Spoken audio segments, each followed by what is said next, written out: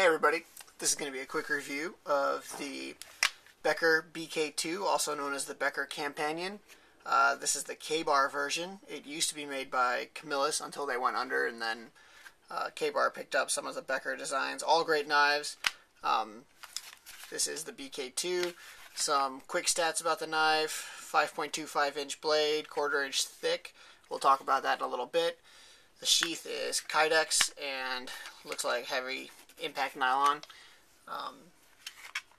Anyway, let's get this going. Let's talk about the sheath first. Nice retention there on the little snap closure. The retention with just this is okay. It's not super tight. I wouldn't carry the knife upside down without closing the snap. Lots of mounting options. I like synthetic sheaths. I know a lot of people prefer leather sheaths, and I've seen quite a few custom leather sheaths made for this. I am not a huge fan of the leather sheath because it can corrode. It's a biological organic material. So, Kydex here. I like it. It won't corrode. You can drag it through mud, drag it through water. It's got a drainage hole. I think that's pretty much personal opinion, though. If you like leather sheaths, then by all means have one made. Anyway, that's the sheath. This is the knife. As you can see, heavily used. I've put a good bit of mileage on it. This is kind of my main camping knife. Camping, it's the Becker Campanion, spelled with an A, not Companion. I've seen a lot of people say Becker Companion, even spell it with an O. It's Campanion. Or just the BK2. Anyway, 1095 steel, 1/4 inch thick blade here. Basically a sharpened pry bar. It actually cuts surprisingly well for something that is a sharpened pry bar, though. I think the blade length is perfect, 5.25 inches from here to here, of course. It's around 10 inches long, a little over 10 inches long. The handle's a good size. I'm not a huge fan of the much bigger, 7, 8, 9, 12 inch blades for just regular camping usage. I'm not trying to be Rambo. This thing, I used it on a recent camping trip pretty heavily for splitting wood, chopping wood, making sticks to roast marshmallows on and whatnot. The only thing that I didn't really use it for is food prep. I'm sure you could use it for food prep. It would do fine in food prep. It's got, it sharpens down to a nice sharp edge and everything. I just like to carry a separate knife with me for my food. I actually use my rat cutlery Izula for food prep. So the handle slabs are made of Grivery or Grivery. I'm not sure how you're supposed to pronounce that. It's a glass reinforced nylon, and it's hard. I can't really describe too much what it feels like. It doesn't feel like rubber. It doesn't really feel like plastic. Maybe fiberglass is close. They're kind of slick, but the handle, you can still get a good grip on it even when it's wet because of the handle shape. It's got this on the back. I mean, it's not going to come out of your hand in either grip. So, slabs are removable, standard Allen wrench. So you can take them off if you like to. I don't know if you got the knife really dirty and you want to clean it. Or I've seen some people take these synthetic slabs off and do, custom milled wooden handle slabs. Looks really nice. Again, my feelings on that are kind of the same as with the leather sheath. Although I guess you could probably seal the wood. It looks cool. I like synthetic materials. I'm a fan of it. So, lanyard hole on the back. Good idea if you're going to be chopping with a knife to stick a lanyard on there because you don't want it to, come out of your hand and take a bite out of your leg or whatever.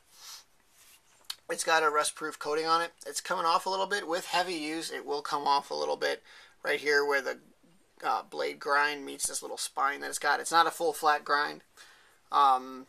Gives it some extra strength because it maintains this thick part of the blade, but the consequence is that when you're batoning through wood or kind of heavy use like that, this is a friction point. It doesn't make it any harder to baton through the wood. It just means that your coating will come off. It also kind of comes off by the blade, that's happening on both sides. But I think that's just normal wear and tear. I'm not a big fan of so-called closet queen knives that people don't use. So I like a knife with a little bit of character. If the coating comes off a little bit, that's fine. What I do to keep my knives that are made of things like 1095 or D2, you know, steels that aren't rust resistant. I actually just coat them with, wipe them down every now and then with olive oil. Vegetable oil works as well. I don't really like to use, you could use like WD-40 or whatever on there as well, but if I ever want to cut up a potato or something with this, I don't want it to taste like WD-40, so vegetable oil works just fine. Keeps the blades from rusting. Yeah, it's heavy.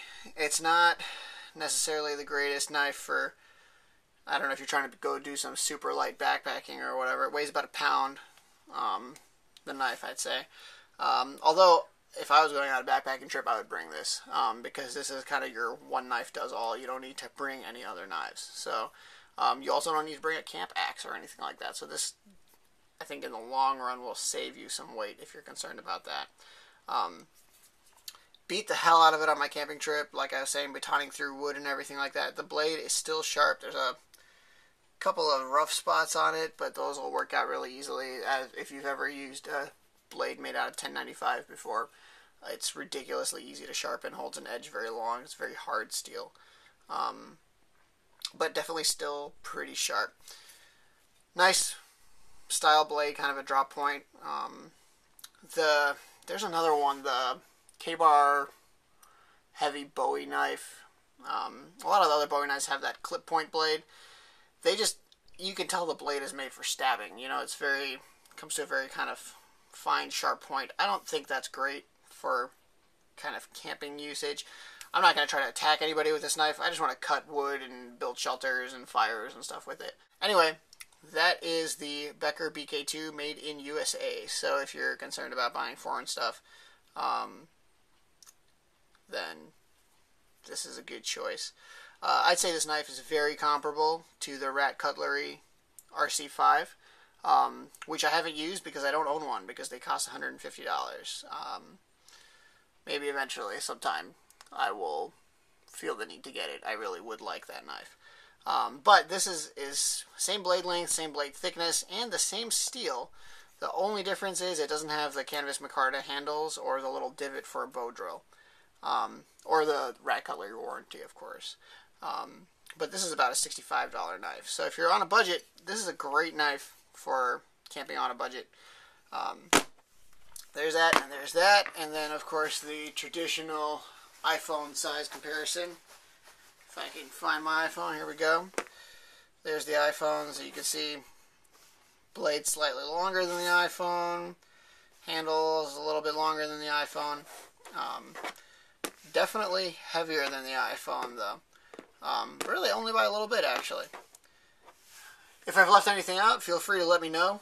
I'll try to address it in the comments. Look for a couple of upcoming reviews on some other camping gear that I used. The Coleman dual fuel camp stove and the GSI Duelist cook set.